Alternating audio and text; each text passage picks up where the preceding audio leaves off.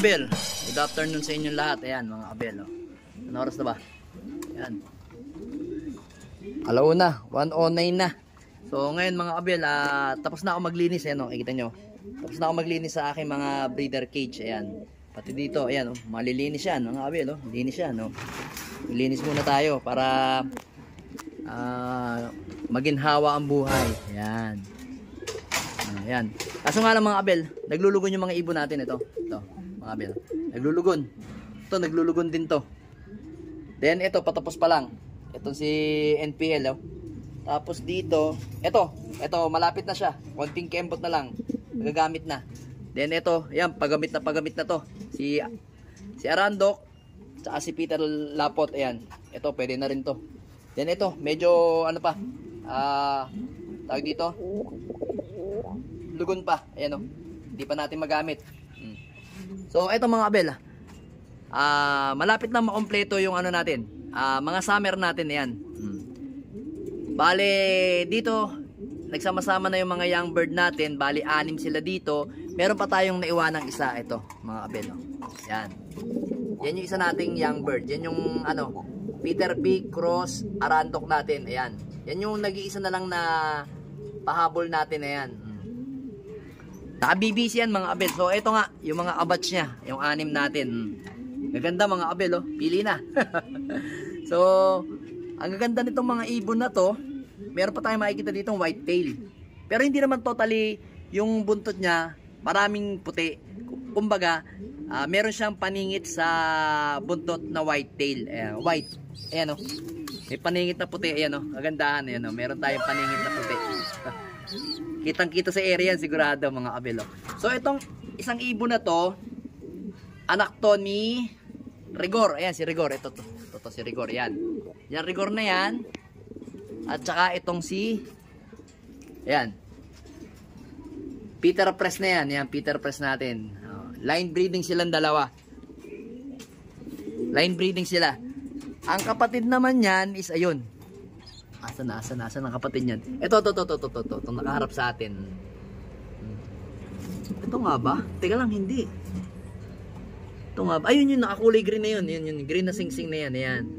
Ayan yung kapatid ni white tail. Ayan, yung white tail na yan. May paningit tayo. Napakaganda, oh. Sana maganda rin yung performance mo. Kaya ko pinari sa iyo yung ano mo,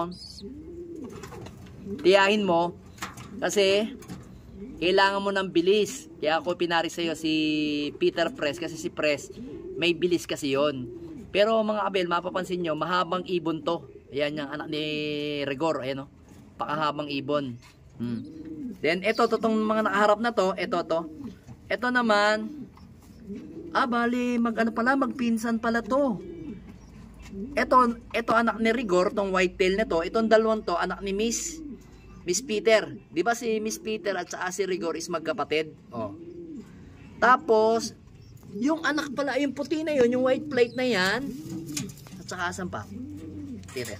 Yung white plate na yan na blue bar, at saka ito, direktang anak naman to ni, yan o, yun yung nagtatago. Yun yung white plate na yan. Pare silang white plate eh. Yan dalawang yan, magkapatid yan. Yan. Yan dalawang yan, kapatid, bali, direktang anak yan ni Peter B. na aros sa Arandok. So yun nga, bali itong dalawang to, na white plate na to, is tiyuhin itong mga to. Itong dalawang to na anak ni Miss Peter at saka ni Rigor. Itong dalawang to. Basta yung kulay green. Ito kulay green na sing-sing na to. At saka to. Yan. Magkapatid na Rigor na tiyuhin naman yun. Yung dalawang white plate. Then ito naman, anak ni Miss Peter at saka yung, asan na yung isa? Nagtatago eh. Yun, yung nagtatago na yun. Yan. Is anak ni Miss Peter. Yun yung dalawang yun. Ito at saka yan is tiyuhin nila. Kasi direktang anak ni Peter B. So halos pala Peter B pala ang nandito natin bloodline mga Abel. Alright ngayon ko rin lang napansin iisang pamilya na pala ang ginagamit natin mga Abel. Oh.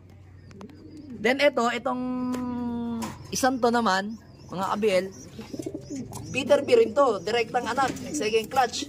Oh, ayan. Bali ang ano lang nila, ang pagkakaiba lang nila, Yung dalawang yon, yung tiyuhin na lang yon na white light na parehas is yun, may pasok na arandok. Ito naman, itong nakatayong to at saka to, anak ni Miss Peter, pero may nakapasok na Vandenbroek. Oh, then ito naman, ito yung line breeding. Ito medyo mas mataas ang dugo. Peter B na si Rigor, tapos sa tiyahin niyang si Peter Press. Ayan, you know. So, mas mataas ang dugo ng dalawang to, nung anak ni Rigor. Kasi itong si Miss Peter, nakakross naman sa Peter natin, sa ano natin yan, sa Vandenbroek. Halos magkakadugo yung mga ibon pala natin dito. Ngayon lang napagtanto Pero pansinin nyo, halos iisa lang naman yung itsura nila. Ito, tingnan nyo, ayan dalawang yan Iisa itsura Miss Peter at saka anak ni Rigor. Ayun yung medyo malaki ang muka. Ayun. Pero halos kamukha rin lang naman. Ayun medyo malaki. Kasi anak ni Peter, direktang anak ni Peter B. Ayun malalaki. Pansinin nyo. Pansinin nyo to. Pansinin nyo si Rigor. Ayan si Rigor. Malaking ibon, mahaba. Mahabang ibon si Rigor. Si Peter B naman, bangkain siya pero medyo mahaba rin ang katawan. Ganda ng katawan nito, solid Ayan, dyan ka, babaw. Ayan kita nyo, pansinin nyo si Rigor. Ayan mahaba katawan Ayan yung Rigor natin. Breeder na natin si Rigor. Mahabang katawan. So yun nga, halos hindi na tayo lumalayo sa bloodline natin. Doon lang tayo sa mga pumapalo nating ibon. Sa mga Peter B, ayan. Tapos may Vandenbroek, tapos may Press. Pero kung kung hindi nyo na itatanong, yung Vandenbroek natin, asan ba si Vandenbroek dito? Ayan, yung nakahiga na yan, yung nakaupo na yan. At saka, asan ba? At saka to, yan, anak ni Miss Peter yan, na may pasok na Vandenbroek. Yung Vandenbroek natin, may pasok yon na Begard at President. Ito tatay niyan Ito yung tatay ni Yan yung tatay ni breeder natin na si Vandenbroek. Ayan. Yan yung tatay. Kaso to, direktang anak ni Johnson President, tapos nakapasok sa Begard. Yan yung crossing niyan. Then, ipinasok ko yan sa namatay nating ibon na Vandenbroek ni Sir David Lim na inbreed. So, nung pinaris ko nga dyan yung ibon natin na si Vandenbroek, yun yung nag-contender natin sa yun yung nag-contender natin sa TJRC na 5 o 6 na lang kami sa Patibayan. Tapos young bird, nasa 50 o 43 na lang kami.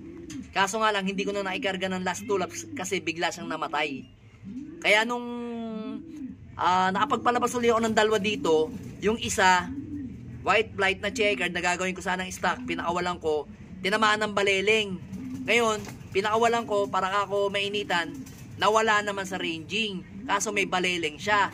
Tapos yung pinaka foundation bird natin na si Vandenbroek, in-stock ko talaga yon, young bird ng BBC ng winter yun dapat nung nakaraan 2024, kasi hindi ko na inilaban, kulay puting singsing. Kaya yun ang nagiging natin, producer na. Ang anak ngayon is live sa BBC. Yan yung pinakatatay. Bale, itong mga to, asa na yun? Asa na yung dito? Ayan, yan. Dalawang yan. Ito, itong nakatayo na to, ito. At saka yung natago na yun, yung itatago na yun, basta anak ni Miss Peter, yan, lolo nila to. Yan. Ayan mga kabela, hindi lumalayo yung mga bloodline natin. Sa President, tapos may Peter. Bale, dito na lang tayo gumagawa uli ng panibagong bloodline kay Peter. Kasi ito nga yung tinatawag natin Peter Maselan.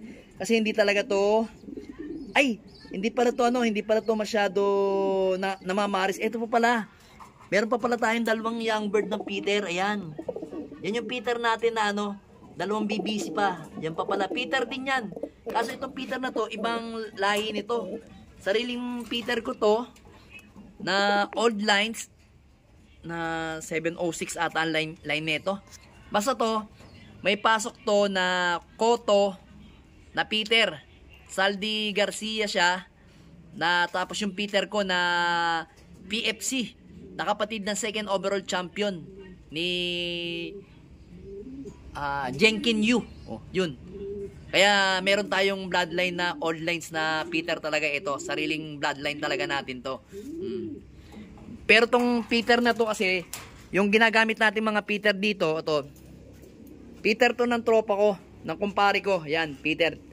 Kasi same lang yung ano namin, pares kami may Peter, kaso magkaiba kami ng ano. Yung Peter ko, Barako, at sa babae, yun yung foundation ko. Tapos meron din siyang Peter, pero alam ko iisa lang yung pinagkuhanan namin eh. Pero siyempre hindi ko rin naman alam kung anong crossing ng Peter niya. So ito nga yun, nakuha natin sa kanya yan. Yan yung Peter niya. Yan yung ginagamit natin. Sana maging maganda yung ano natin, result natin sa ano, sa summer mga Abel. Abangan natin to mga to, kung anong gagawin sa summer.